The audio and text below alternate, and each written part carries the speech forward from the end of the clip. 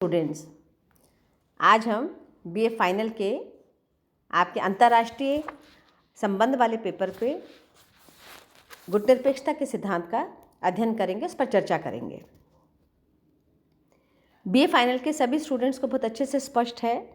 कि जब हम अंतर्राष्ट्रीय संबंधों का अध्ययन करते हैं तो उसके अंतर्गत पारस्परिक राष्ट्रों का सामाजिक, राजनीतिक, व्यापारिक, कूटनीतिक, सैनिक सभी प्रकार के संबंधों का अध्ययन करते हैं। लेकिन गुणनिरपेक्षता की अवधारणा के रूप में एक ऐसी अवधारणा का अध्ययन हम करते हैं जो सैद्धांतिक रूप से एक अवधारणा के रूप में, संगठनात्मक रूप से एक संगठन के रूप में और एक प्रतिक्रिया के रूप में, आंदोलन के रूप में भी अध्ययन की जाती रही है राजनीति विज्ञान के अंतर्राष्ट्रीय संबंध के विद्यार्थियों के बीच में। वस्तुतः गुणनिरपेक्षता एक ऐसी प्रवृत्ति, एक ऐसी रणनीति, एक ऐसा सिद्धांत, एक ऐसी योजना, एक ऐसी वैदेशिक और कूटनीति के रूप में स्पष्ट हुआ जिसका सीधा संबंध सेकेंड वर्ल्ड वॉर के बाद उत्पन्न हुई अंतर्राष्ट्रीय परिस्थितियों और अंतर्राष्ट्रीय परिदृश्य से रहा। द्वितीय विश्व युद्ध के बाद में सामान्यतः विजित राष्ट्रों द्वारा नेतृत्व किए जाने वाले विश्व को प्रथम विश्व के नाम से परिभाषित किया गया। ऐसे विकासशील राष्ट्र जो आर्थिक और सामाजिक दृष्टि से विकास की अवस्था में थे और राजनीतिक दृष्टि से स्थायित्व लिए हुए थे, उन्हें विकसित राष्ट्रों की श्रेणी में रखा गया।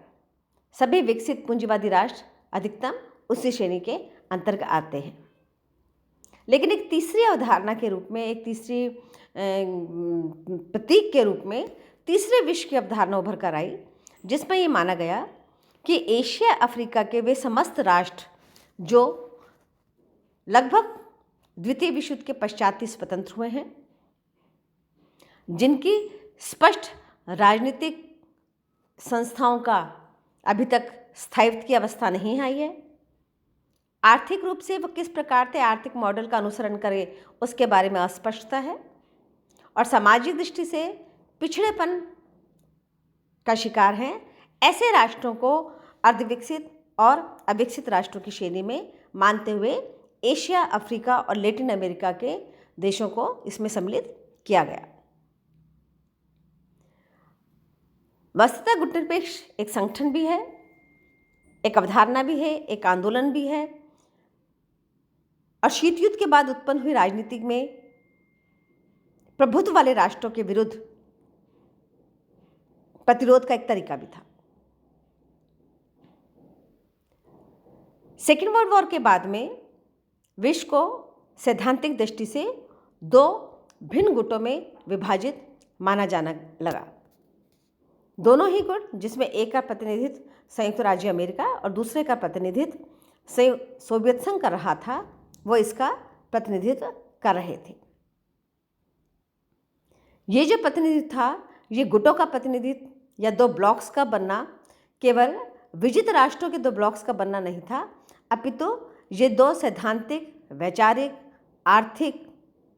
दृष्टिकोणों का दो ब्लॉक के रूप में विभक्त होना था, जहाँ एक तरफ संयुक्त राज्य अमेरिका पूंजीवादी, लोकतांत्रिक, खुली अर्थव्यवस्था का प्रतीक था,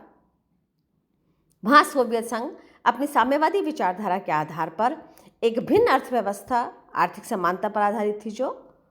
एक भिन्न राजनीतिक विकल्प के रूप में विश्व में प्रस्तुत था। वस्तुतः दोनों गुटों के मध्य हुई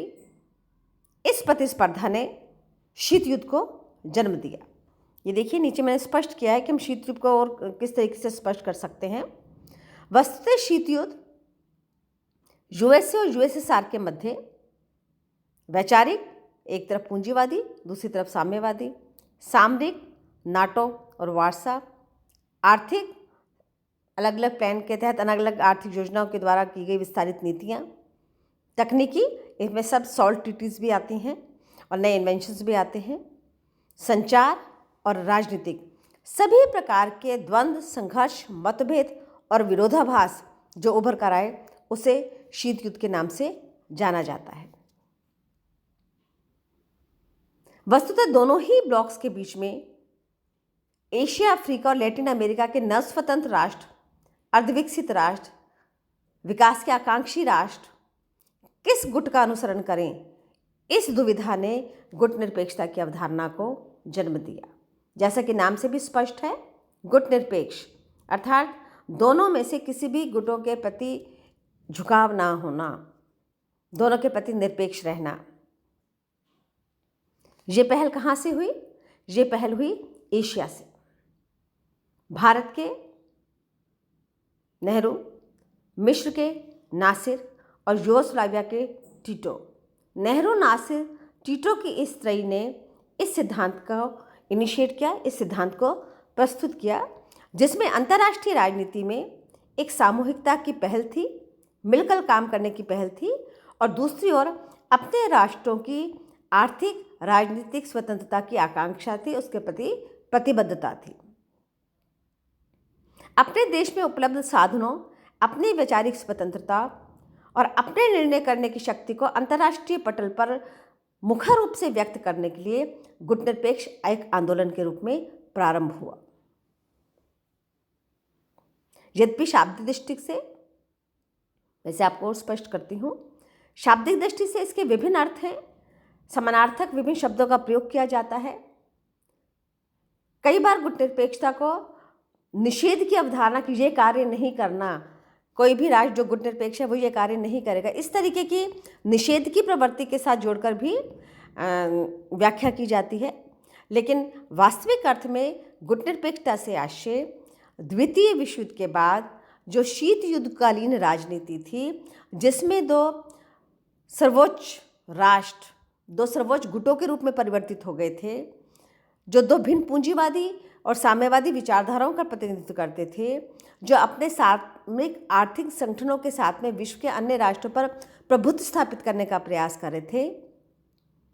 उनसे बिल्कुल विपरीत, उनसे बिल्कुल अलग अपनी स्वतंत्र अस्मिता को संरक्षित रखने के लिए एशिया, अफ्रीका एवं लैटिन अमेरिका के राष्ट्रों के द्वारा एक मंच पर आने का जो निर्णय लिया गया उसे अवधारणा के रूप में गुट निरपेक्षता बोला जाता है और रणनीति के रूप में गुट निरपेक्ष आंदोलन बोला जाता है। संयुक्त राष्ट्र संघ के बाद में सबसे अधिक सदस्य संख्या वाला यदि कोई आंदोलन बना तो गुट निरपेक्ष आंदोलन था, जिसने विश्व स्तर पर एक अलग मंच और एक अलग ब्लॉक के रूप में अंतर्राष्ट्रीय राजनीति में अपना दखल, अपनी भूमिका को स्पष्ट किया। यही कारण है कि सदस्य राष्ट्रों के अलावा भी गुट निरपेक्ष आंदोलन के पर्यवेक्षक देश, पर्यवेक्षक संगठन और सदस्य देश एक लंबी और बड़ी संख्या के साथ में इस आंदोलन को महत्वपूर्ण बनाए रखे। यद्यपि शीत युद्धकालीन राजनीति के पश्चात में गुट निरपेक्षता के आंदोलन का उतना अधिक महत्व नहीं रहा, क्योंकि इसका सीधा संबंध शीत युद्धकालीन राजनीति से ही जोड़कर देखा जाता था। लेकिन केवल सामरिक और राजनीतिक हित से परे जो अन्य आर्थिक सांस्कृतिक हित थे, उनके कारण ये मंच आज भी अपनी प्रासंगिकता बनाए हुए है और एक आंदोलन के रूप में एक मंच है और सबसे अधिक एक संगठन के रूप में उपलब्ध करवाता है, एक ऐसा प्लेटफॉर्म जिसमें एशिया, अफ्रीका के, दक्षिण एशिया के, लैटिन अमेरिका के राष्ट्र आपस में मिलकर न केवल व्यापार, आर्थिक समझौते,